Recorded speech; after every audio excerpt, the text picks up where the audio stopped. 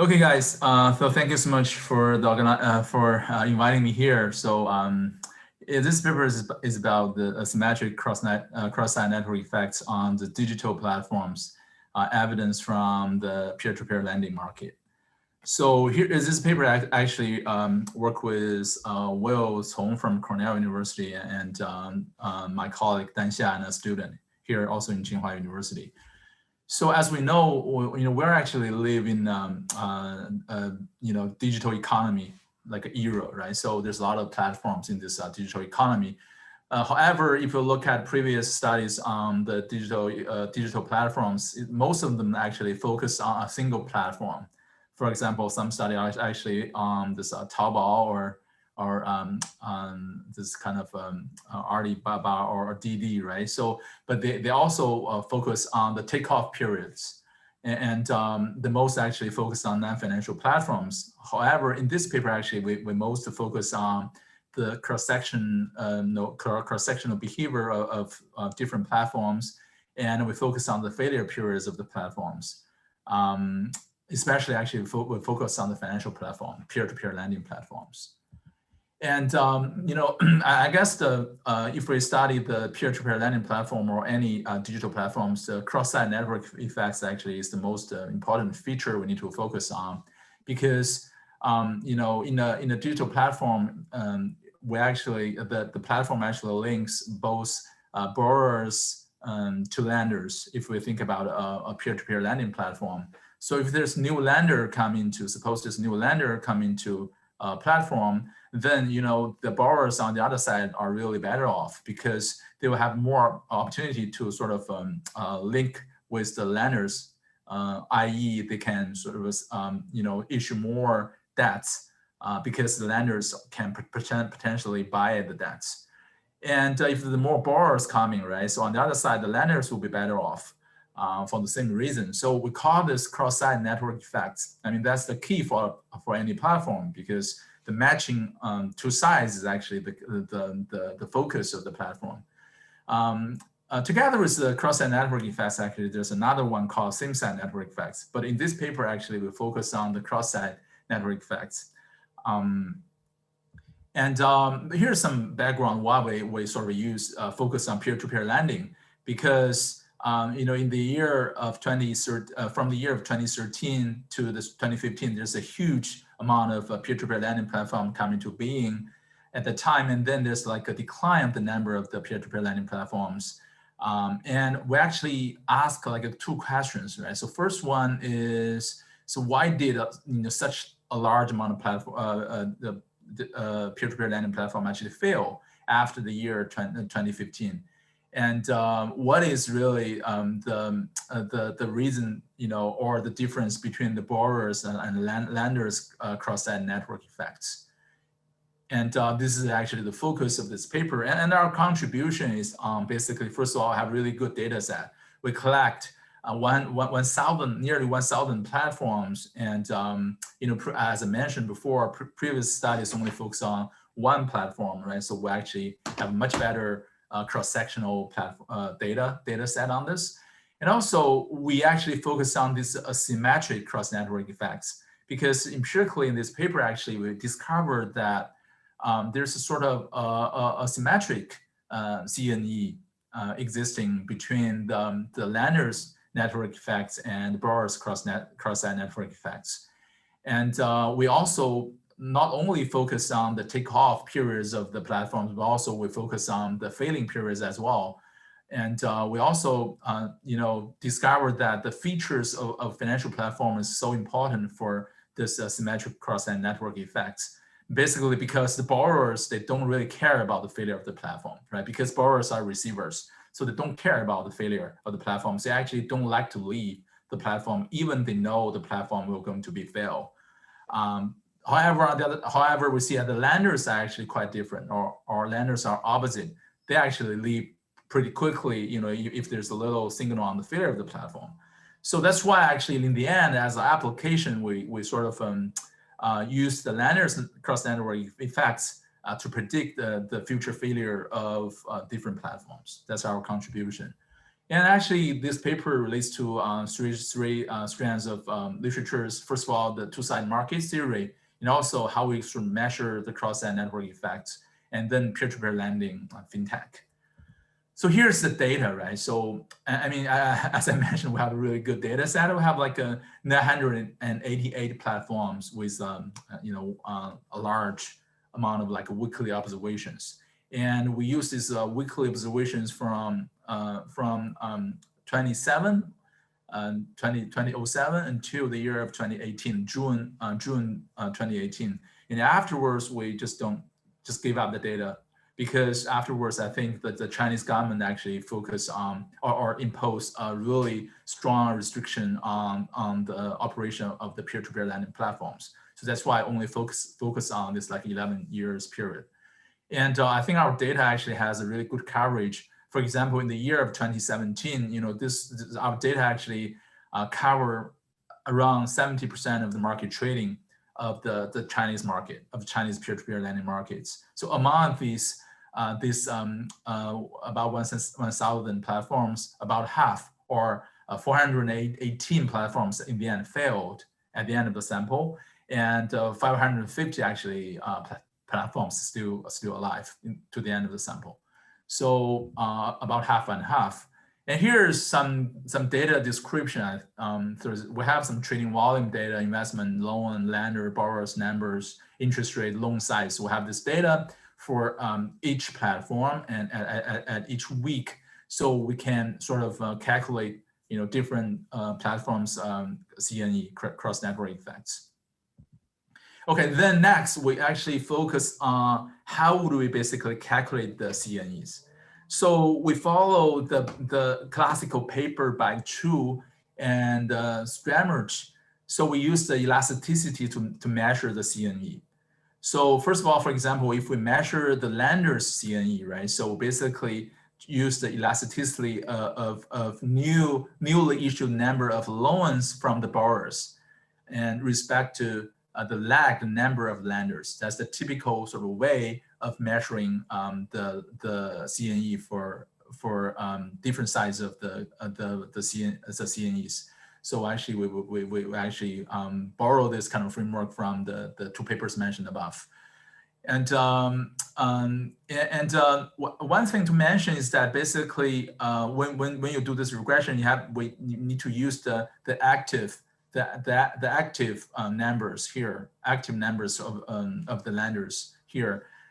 So basically use the cumulative numbers of lenders in the past 4 weeks as the active numbers of lenders, because normally people actually will borrow a land in a month because they have they borrow maybe for their credit card, right? And they have 1 month to get their salary in China once a month.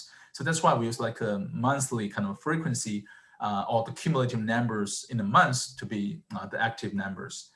And for the same token, basically we calculate the borrower's CNE. That's actually the elasticity of the new number of investments made by lenders and respect to the active number of borrowers in the past 4 weeks. So we basically calculate both this kind of CNE for lenders and CNE for borrowers. So we use 1 year data, 52 weeks. We use 1 year data, 52 weeks to calculate this CNEs for both lenders and borrowers. So that's our calculation. And then I think we actually focus on then to compare the difference between the 1 year after the birth of the platform and 1 year just before the failure. So basically, we have, as I mentioned, we have more than 400 platforms which are actually failed in the end. So we just compare the difference between the CNE of the after 1 year after and the 1 year before the failure. So 1 year after the birth and 1 year before the failure. So we can see this is the borrower's CNE.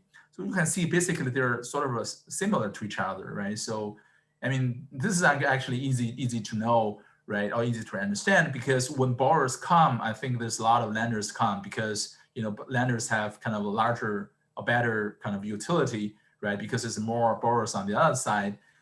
And for the same token, basically, if borrowers leave the market, right, so lenders will leave as well because they have less amount of opportunity to sort of get a good loan. So that's why you see like a symmetric. So when the borrowers come or leave, you see lenders actually comes or leaves simultaneously. However, for lenders CNE, we see actually a symmetric stuff.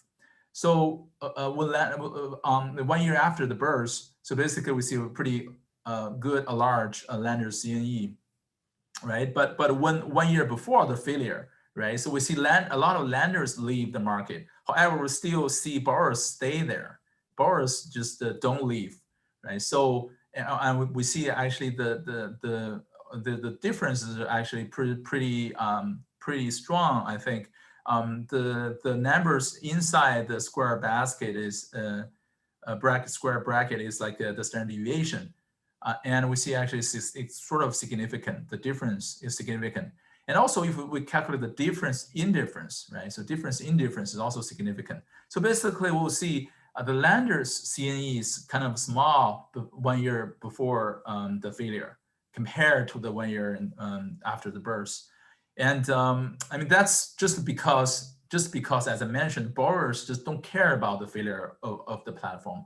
So because when the platform failed, maybe they are actually maybe slightly better off because they don't need to actually probably pay back the notional and the interest. So they don't care, or maybe even like the platform failure. Right? On the other side, the lenders actually are quite different. So they really worry about if the platform just sort of default or fail, then nobody actually, or they couldn't find the borrowers, or nobody helped them to kind of push the borrowers to pay back the money. Right, so that's why I mean there's as the lenders as the payers and receivers. I mean borrowers and lenders actually have the sort of different role, and this actually I mean indicates their difference in the CNEs. So and then next we run a little sort of regression. We use like a Feynman bets with new events adjustments. So it's kind of we actually just run a simultaneous regression. We see if in the past 1 year. If the lenders leave the market, suppose the lenders leave the market in the past 1 year, but we probably see the borrowers don't leave, right? Because borrowers they don't care the fail of the platform. So the borrowers normally are sticky, right? So if that's the case, we see when the lenders leave the market, right? So the borrowers probably don't leave, and at the same time we see a smaller CNEs, right? We see a smaller CNE. So that's why if the lenders leave, if the lenders is negative, numbers of lenders is negative, lenders leave the market, we see a small CNE for lenders. However, if we see like borrowers leave the market, right? So, but if the borrowers leave, lenders don't care. Lenders really kind of will leave as well because lenders probably leave even in a fast speed because they're so worried about if the platform fail or they have less amount of loan to sort of lend to. So that's why I mean when the borrowers come or when the borrowers leave, the lenders sort of have normally indifferent sort of incentive to stay. So that's why that's why we see actually a somehow symmetric CNE when borrowers come or borrowers leave, right? So and here negative is dummy variable. So if it is negative, so the dummy variable become 1. And here's the results, right? So basically for the borrowers here, this is the borrowers CNE. So for borrowers, we see sort of an insignificant here for the dummy. So basically it tells that the borrowers CNE cross network effects is sort of a not real, is sort of a symmetric when borrowers come or borrowers leave.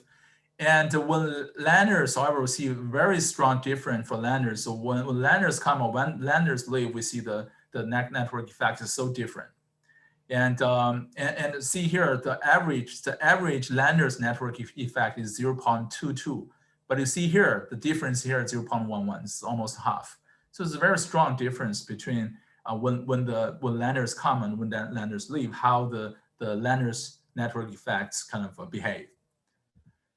And so why this is the case, right? As a summary, I will say that because before people, when we thought about like a non-financial platforms, for example, like Lyft or Uber, right? So we just take half an hour, right, to run to sort of sit in a taxi or Uber, right? So it's only take us like a half an hour. It's really short. But for a financial platform, it's really long, right? So we normally borrow like for half a year or 3 months, right? So kind of long. So that's why lenders and borrowers, they have like a different attitude about the failure of the platform. So lenders really worry about the failure of the platform. So if the last month borrower, right, the lenders just leave, they leave quickly. But borrower actually, they like them. Probably they not really they don't like to leave because it's not really necessary for them to leave, right? Because they are the receiver of the money, right? So they actually, some of them maybe like to come even during the period of the platform, because I mean during the period of the platform the some of borrowers maybe choose not to kind of pay back the notional because the platform failed or it's difficult to push borrowers to pay back the notional. So that's why I mean they have like a different sort of incentive about staying in the platform. So that's why we see actually lenders are not really sticky, and borrowers are really sticky. They don't want to leave, and plus borrowers, if the borrowers leave, and they may lose some reputation. And so that's why borrowers stabilize the platform. So borrowers are really good. They stabilize the platform. They don't want to leave, so it's good for the platform. So next, actually, we'll do a direct test on which one borrowers or lenders want to leave the market. So there's like a big event in China, which is called the Yizhubao. It's called like the Yizhubao scam, right? So there's like a huge scandal for the illegal Ponzi scheme in Yizhubao platform. So, and Yizhubao collected like more than 60 billion Chinese yuan from like 900K investors. So after the failure of the Yizhubao, a lot of people want to sort of leave the peer-to-peer lending platform. And then we do this like can be considered as a exogenous shock, right? So we run a diff in diff. We just directly run because we know that we have the number of borrowers and lenders on the platform. So we just directly run diff in diff to see which one lenders or borrowers, which one leave the market fast, right? So here we just take 4 months before and 4 months after the Yizhubao failure or the Yizhubao closure, and see which one actually leave quickly. So here we have the regression results, and we do find that actually here dummy one and dummy one is like a time dummy before and after. So after is 1, and dummy 2 is that actually the player dummy. Basically, dummy 2 equals to 1 when the player is the borrower. So basically, we see the diff in diff effects, which tells us actually on average borrowers want to stay. And during this like 4 months, there's like a borrowers stay for like a 4% more than lenders. Right? So this is the diff in diff. Here's the another direct test on the stickiness or asymmetric stickiness is kind of, we can directly look at like a half years before the failure, half years before the failure of the platforms, because we have like more than 400 failures of platforms which were failed. So we just look at 6 months before and compare the numbers leaving the platform for borrowers and the lenders. So we actually compare, we'll just take a simple difference. I mean, this is 1 month before for borrowers and 1 month before for lenders. So we both see, we see actually both borrowers and lenders actually are leaving. But the difference is quite kind of strong and positive. We see for the 6 months before the failure, or positive here. So basically, also on average, the borrowers actually stay in the platform more, 3% more in a month per month. So it corresponds to like a 20% half a year, right? So it turns out, the two basically direct tests actually tells us that borrowers are more sticky. And also we can do a little kind of placebo test, right? So we can do exactly the same 6 months after the burst, not the failure, but the burst of the platform, and what would take the difference of the borrowers and lenders, and we couldn't find similar stuff. So this is kind of unique, and just before the failure of the platform. So it tells us basically the borrowers are really sticky. They don't want to leave the platform, and we can use this to sort of to predict the future failure. We can use this effect actually to predict the future failure of the peer-to-peer lending platforms, because for example, if the lenders CNE is pretty big, that means this kind of platform is in a good shape, because or in the fast growth period, because when the lenders come, right, the small borrowers come. I mean that's the kind of fast growing scenario, and when the CNE is small, right, it can refer to like a two status. So one is kind of the platform has really slow growth rate because the CNE is small, right? Or it can really sort of indicates the platform actually in the failure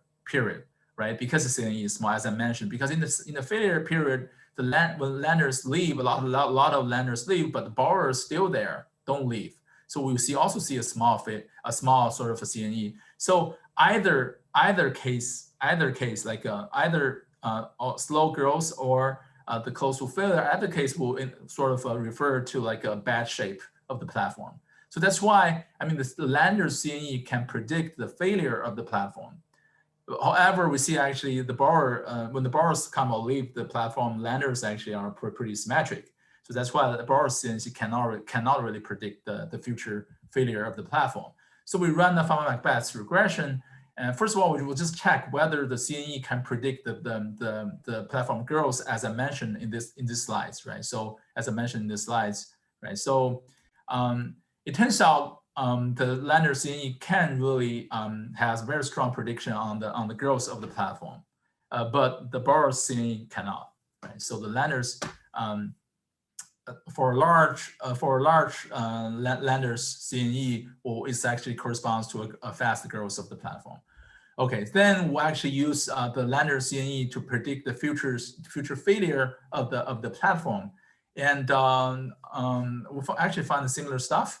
So basically, the lender CNE for large lender CNE will see a smaller future failure rates, and either you can do an OLS regression from a Macbeth or logic regression, right? So both actually works.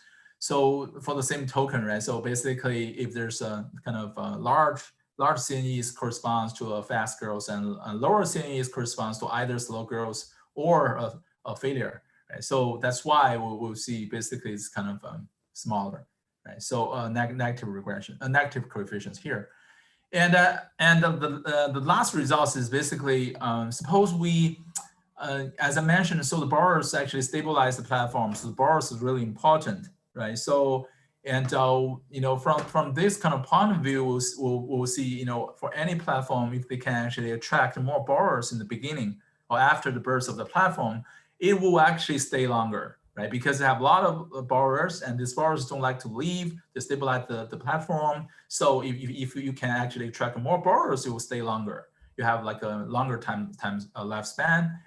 And in this slide here, we just run a simple regression. We just use first year after the burst, first year network effects for borrowers and lenders, and we can predict whether the platform will fail in the end of the sample. Right, so. This is like a prediction regression. So or cross-sectional, simple cross-sectional regression, and we can see this lender's network effects is play a strong role here. It's very significant, but borrowers not, right? So so that's why that's actually consistent with our kind of notion that borrowers actually are important. Okay, so there's some sort of implications. So in real business, I think acquisition of borrowers, I guess, is the key to the platform, because they're like borrowers are sticky, right? But lenders, they can easily sort of transfer to different platforms, and they're more or less kind of maybe multi-homing or right. So borrowers are actually sticky.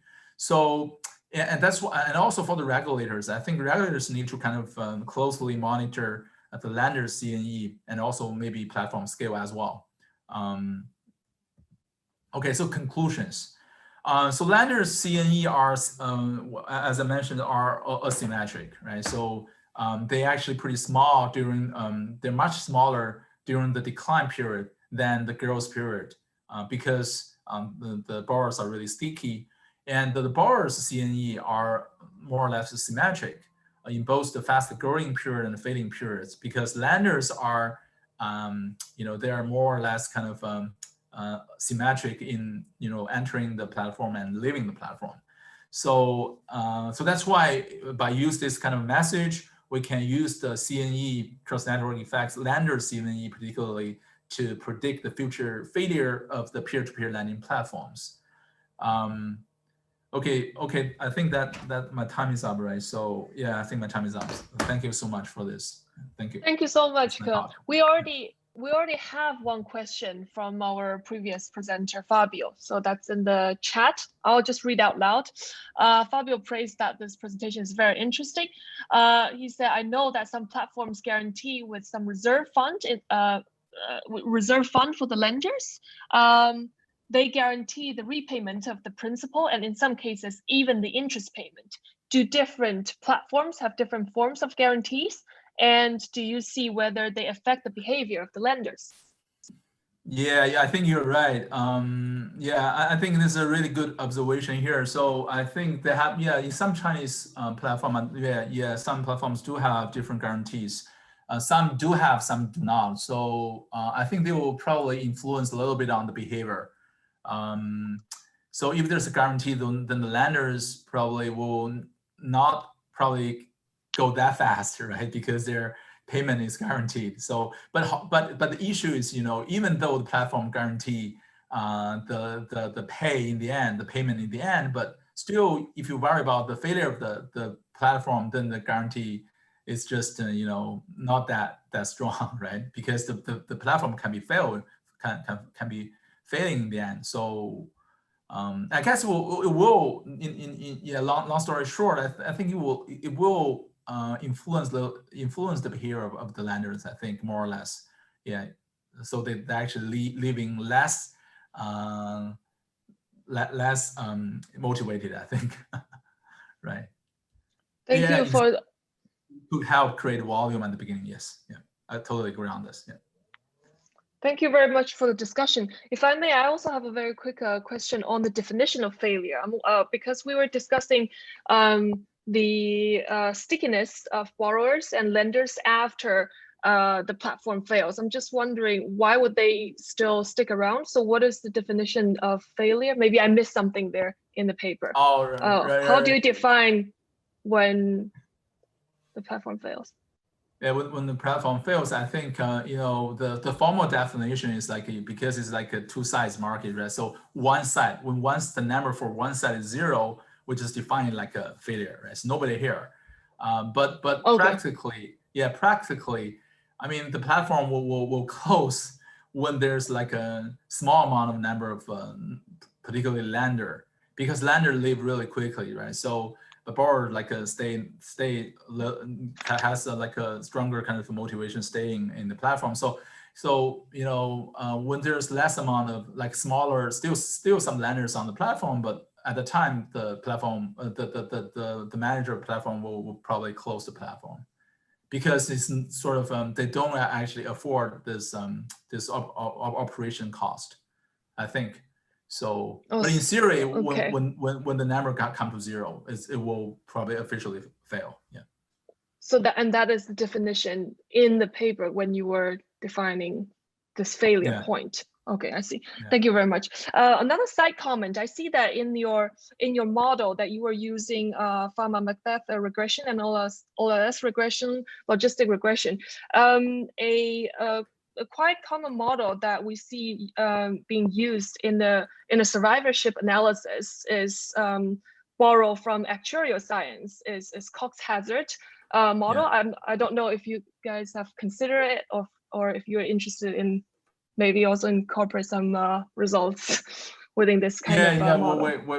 We use Cox. Yeah, here it's like we use Cox for. Oh, this is Cox model. Sorry, I didn't. Okay. Cox, but this is only for 1 month, and so. And why before we use from that Macbeth? Because we just want to know, I mean, how, what would the Landers cross network effect at time t will influence the t+1's failure. For me, so I didn't know how to use the Cox model to do that, but from Macbeth is so easier. Okay. But for Cox model, it's like lifelong kind of like a hazard rates analysis, right? So it's nice as it can also factor in the survivorship bias, because you do not see all the platforms fail. At this point, you still see like some platforms are still surviving and you don't really know, maybe tomorrow they'll fail, but in your model, they are counted as one, as in they're still living. However, they might fail tomorrow already. So there's a bit of survivorship bias, and Cox could somewhat handle that, I believe.